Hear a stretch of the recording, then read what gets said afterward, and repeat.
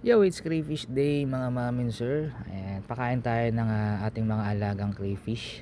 Sa gabi lang po ako nagpapakain. Isang beses lang ako nagpapakain sa ating mga crayfish. Madalas gabi po ako nagpapakain. Ayan, ito yung pagkain natin is PO2.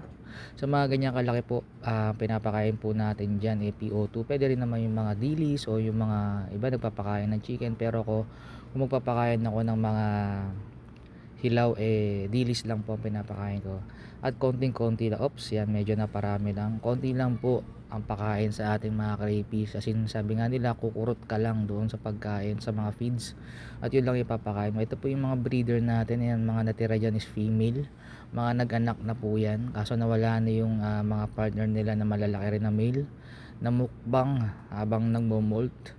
At meron naman na tayo na mga 3.5 inch na mga male dito na pwedeng natin iparis sa kanila soon. Yan, para makapagparami ulit tayo. So naglilibang-libang lang po tayo, nasa tablang ang ating mga crayfish, no. So mga nagsisimula pa lang, kung gusto niyo matuto sa pag-crayfish, mag-follow lang po kayo dito. Magbibigay tayo ng mga at least konting tutorial kung paano magsimula sa pag-crayfish. Yun lang, follow for more.